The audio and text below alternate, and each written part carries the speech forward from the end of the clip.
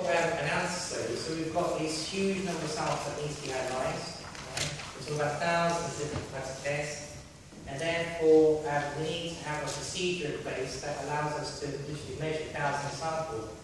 And the process for that is by automation. And this requires highly sophisticated pieces of equipment to process literally thousands of samples per hour in any general lab. With automation though, and highly sophisticated pieces of equipment in general, these need to be calibrated. Do we know what calibration means?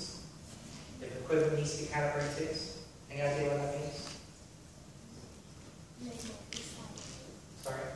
Make it more precise. Make it more precise. Hardly correct. Anyone else? You have to shout. What does calibration mean? When you used a spectrophotometer last year, what did you do first? Sorry?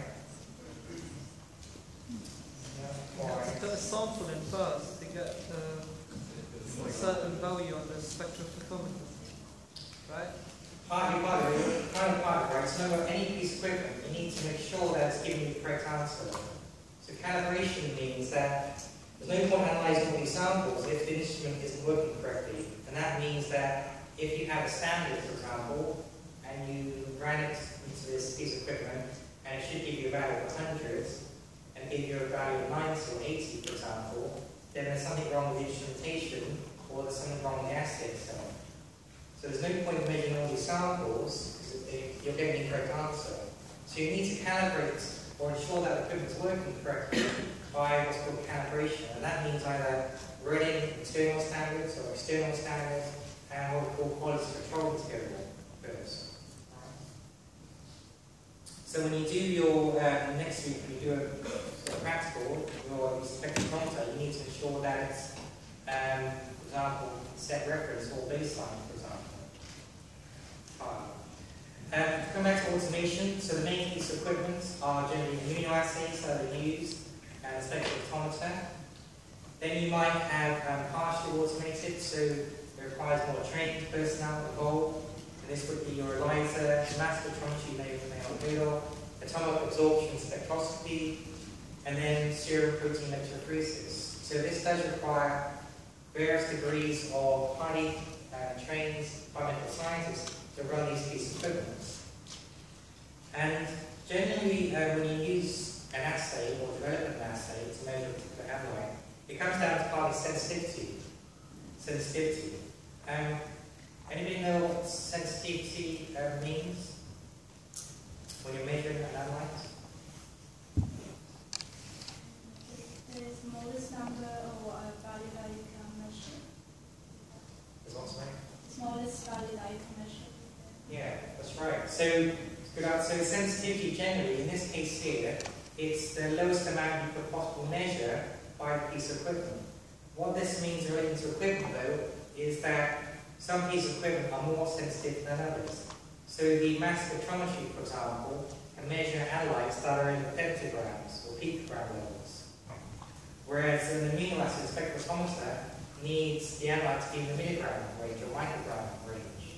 So some pieces of equipment are less sensitive, which means that you need a more substance present in the blood to be detected.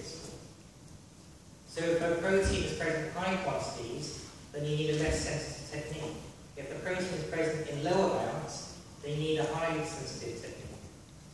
Okay? So it comes back to how much is normally present in the blood, really.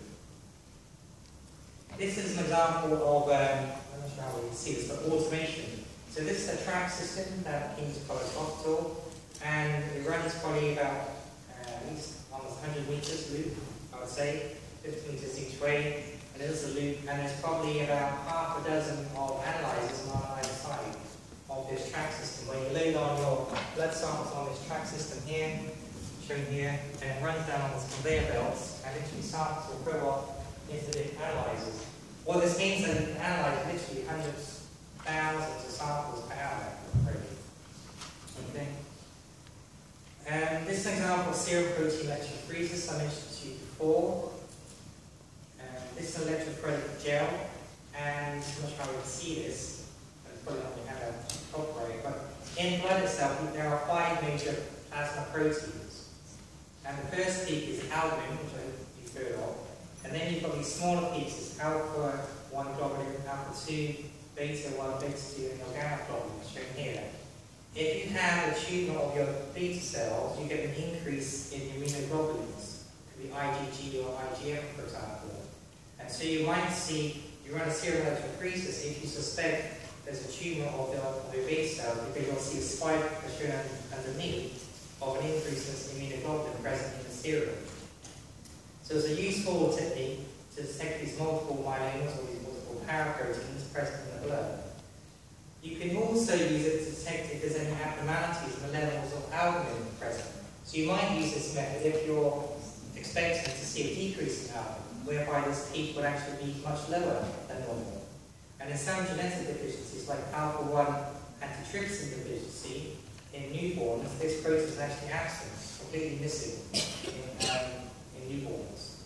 So you can use serum protein electrophoresis as a general technique to look for the presence or absence of proteins. Alternatively, you can look at clinical chemistry as automation, high throughput. There is a less better method, I would say, probably. And this is, anybody had a urine dipstick test done on the GP at some point? I assume you must have had at some point, right? At some point. And it's quite simple. You take a urine sample, you've got a strip, you put it in the urine for a few seconds, and you look at the colour change from the strip. And this, again, is whether you're looking for positive or negative changes partly, because you're looking for this colour change on a particular analyte of interest.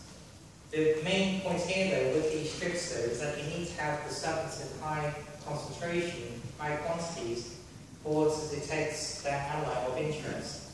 If the analyte is in low concentration, you may not see it. Okay? So when it comes back to sensitivity again, this method has low sensitivity, right? Because you need high quantities of your sample of interest. So you might, and you'll use this for looking for protein in the urine, for blood in the urine, for white blood cells, for ketones, for bilirubin, nitrates.